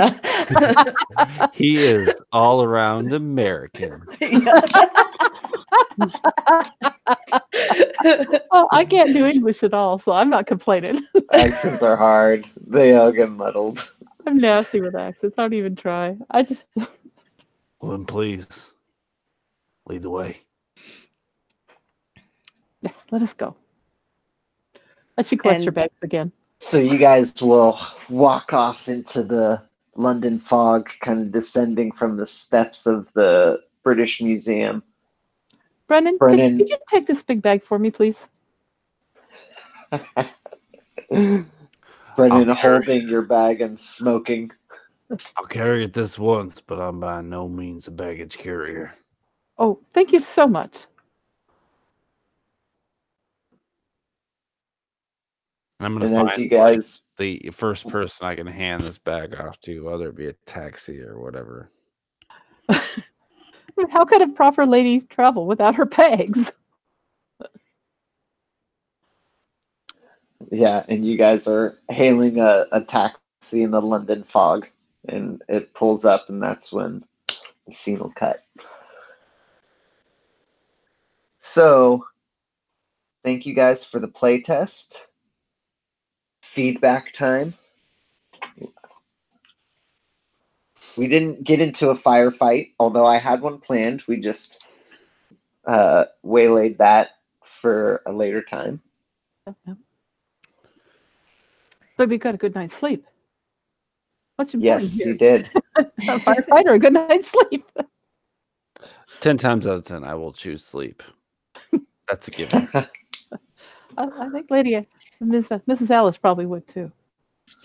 So, what do you think of the ability scores and how high they are, and the difficulty of these tests? So I really liked the group, how a group challenge rating was different than an individual challenge rating. I think that these scores, I don't know, I can't really tell yet. They seem a little high, perhaps. Like, yeah, a little easy. So I don't know. Yeah, I did, though, also like that if you do fail something, it now takes one more success. So you have to either use something or use one of your features in order to do that, which I like that a lot. So, tying into that, I liked how I failed my renown check, and then to compensate for that, I had to get 2 grit checks, which, though not impossible, had I failed it again. It's like, oh well, sucks. You'd have been thrown out. Yeah, It exactly. would have complicated things quite a bit.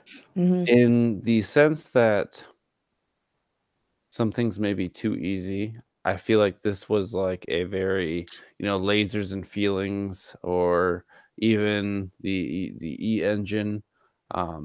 There are things you can do to compensate for how easy it is. So, like, if it's tougher, so if, like, let's say the challenge is tough, it's like whatever you get, subtract 2 from your roll. Mm-hmm. Yeah. Should this be an exceptionally challenging thing, it's like, sure, you rolled an 8, or it wouldn't be subtract, it would be add. Yeah. So, like, let's say your score is 9, and it's like, oh, well, you rolled an 8, but I need you to add +2 to that.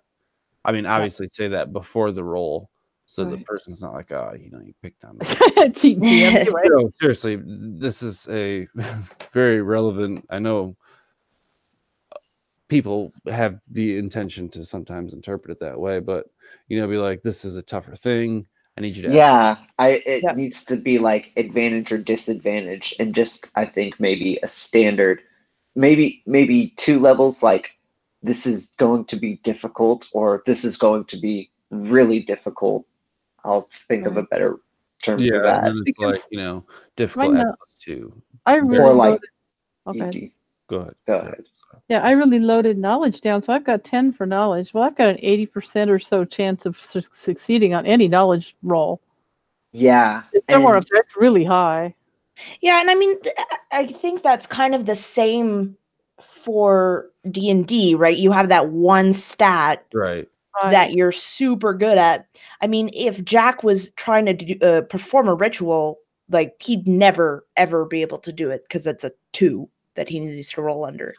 So I guess that's why I said I think we need to play a little bit more games that use a lot of the different abilities, because right now it's a lot of like social, so once we get a little bit of that and a little bit of the looking. Did you add your level up to that? Because we're not level 1, and you start with 2, but don't you add a point for each level?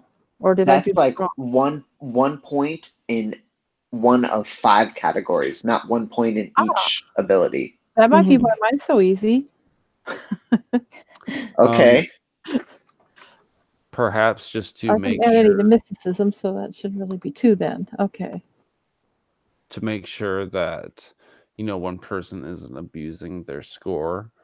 It's not like my description determines what kind of check it is. It's I mean, obviously we can. Sometimes it does, sometimes it doesn't. Yeah, I mean, I guess what I was going to say is it's more of like a communication. Like, obviously, I failed my renown check, but that was just how you had set the scene. But I reacted and was able to. Yeah. I don't think the initial skill check or ability check should be necessarily deduced by the player, but the attempt to course correct, if you will, that is a little bit more free for interpretation. You know what I mean? So there is like a simple pass fail at least once. That would prevent like success. I'm running grit every time. How did you find this knowledge? I gritted it. Yeah. Well, I think it's up to the GM, right? At the end of the day, like, the player makes their case for why they would want to use either grit or cunning. And then it's at the end of the day, it's the GM who's like, yeah, okay, you can use that, or no, that's dumb. Yes, I agree.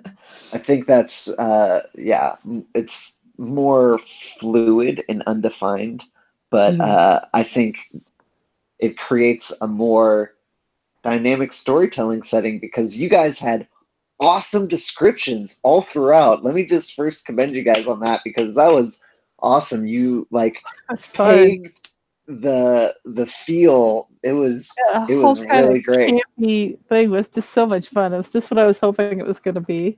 Mm-hmm. I need to go back. Let's see. Oh, that's right. I need to look at the document and figure out exactly how I'm supposed to do my character because I have more points in here than I'm supposed to. That's why it's so easy for me. I also really liked your features. I found myself using a lot of them, and the equipment, I found that they were very, at least for me, I guess, as the contact, it was very, a lot of them were very pertinent, and I didn't really find any like that I haven't used. So, as a bruiser,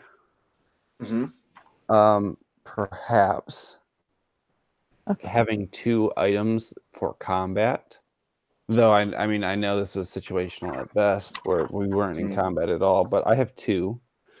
Perhaps giving me a good one and then another item, as well as cigarettes, and then giving someone else that may be more combat inclined than the other classes, but not like their primary focus. Well, the ace has a pistol. Okay. And the mystic has a dagger. Okay. I didn't even look at the other one, so scratch that initial one. But having 2, yeah, you want something else that's maybe more helpful. What do you think it would be? Utility, like rope, or rope isn't very bruiser. I'll definitely brainstorm. Somebody should have rope available though somewhere on the equipment list. Yeah, why don't I have rope? Rope is just like a basic rope adventure thing. Oh, it is. I do have it in the miscellaneous items. Gain 1 additional die when climbing, but there's got to be better uses for rope. You're right. It's too iconic. I gotta improve rope. Yes. And if you're a mysticism person, you should be able to do your rope to do like rope trick stuff. Snake dance. Snake dancing things. Magic. I will say that I absolutely enjoy the whole Egypt thing, and I really like all the different items being not your usual items and having different uses. It's creative. It's not the same old thing. I like that. Yep. I'm getting, and this actually I'll do this as my last piece. I'm getting a lot of lasers and feelings / e-engine, black hack. Even ICRPG vibes from this. Yes. So, I know you've done plenty of research, but definitely looking to those for maybe things you could reskin or repurpose in a way that Honey would be Heist. Helpful. Yeah. Have you ever played Honey Heist? That's a blast, and it's very similar. I have not played it, but I have. It's not like a D12 under, but it has some of the same kind of campy, simple, unique mechanics. It'd be worth looking at. Yeah, I know that there are some variable mechanics that Jeremy uses in his e-engine that are very setting specific, but he's got so many that they're worth looking at. Lasers and feelings is self-explanatory, but black hack and ICRPG, I feel like there's a lot of mechanics that you could yes. Yeah.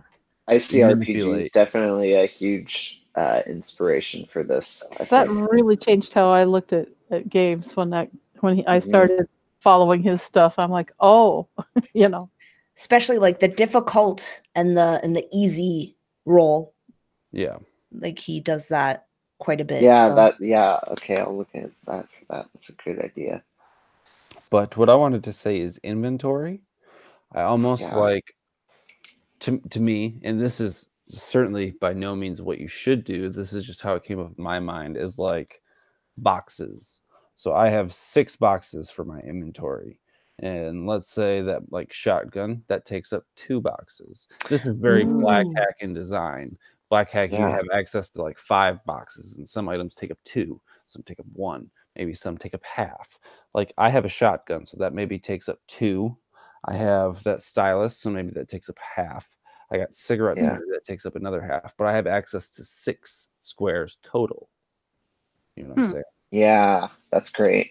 Rather than like you have 4 lines. Yeah. Mhm. Yeah, making it a little bit more dynamic looking. Yeah, that'd be cool. But those are all just the inspirations that I kind of seen this as. So perhaps they could aid you. Even Blades in the Dark. That is a very setting specific, but there are some like very minimalist character sheet ideas that I do like, and this kind of inventory system is one of them.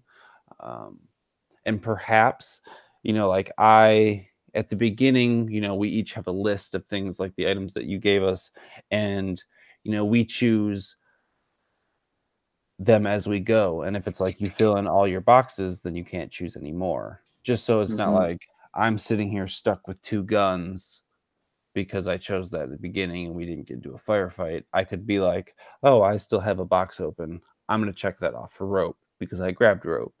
We can roll, just something to keep with the fluidness of the game as it kind of evolves naturally. But that's all I have to say. So another really fun game that I've played in and is Jake Norman's Tomb of the Mummy Lord, or whatever that is that he does. And in that, at the beginning, everybody draws a card, and on that card is a secret that they keep perhaps throughout the game or as far as they want. Like in one case, one of the cards is you are the heir to the Mummy Lord. Another one is your Hamlet family is being held hostage. That's why you're here, or you need to gather this and you have a bag of holding for it. I don't know if there's some way you might want to put that in there, but it really stirs things up. It gives you a secret motivation. Yeah. To put everybody against each other. So at the end, you're kind of one person. Her mother is one of the ghosts or something in one of the tombs. So there's that draw. Just personal things like that. It just adds a whole layer of interesting things. Yeah, and it's just a card that he has a whole set of cards and he just deals them out to people. He does it normally face to face, but he just did it online when we played it. I got to play in it. I think that's a great idea. Watch it 2 or 3 more. Everyone's different. So yeah, personal tie. That just deals out at the beginning when you're making your character, so that your character then is kind of slanted towards this making something happen during the game. Yeah, exactly. I think that would definitely ratchet up the tension. Oh yeah. Oh yeah. 2 people wanted the Mummy Lord's sword. Who's going to get it? And and is the heir to the Mummy Lord going to betray everybody at the end and take over the whole thing? Yeah. Turned out that guys. Well, family was being held hostage, and we decided we'd kill the Mummy Lord and go rescue his family. Jake said that's the only time anybody came together at the end to do that, but it was a family game too. Okay, well, that makes sense. Yeah. All right. Thank you very much, Philip. Yeah. Yes, thank you. That was awesome. There's very, very few people I would trust to guest DM on my channel, so you've definitely maintained that mantle fairly well. Thanks. I'm glad that you only take the best for your gigantic platform. Hey, I saw your channel. I didn't know I wasn't. I didn't know you had one. I'm smart, but I'm conceited. It's fine. So yeah, thanks for playing, guys. We'll be back in a week playing again. Yeah. look forward to it. Yes. I'm glad we were able to make it work tonight. Mhm. Alrighty, folks. If you are all ready, we can wrap this up. I'm Baron. I run RWD, where you can find this video. We have Megan with Dice on Ice, and Carol of Dunsters and Dragons, and Philip of Loser No Channel for himself. Woo! Yeah, catch us next Wednesday, same time, same place. We'll see you next time.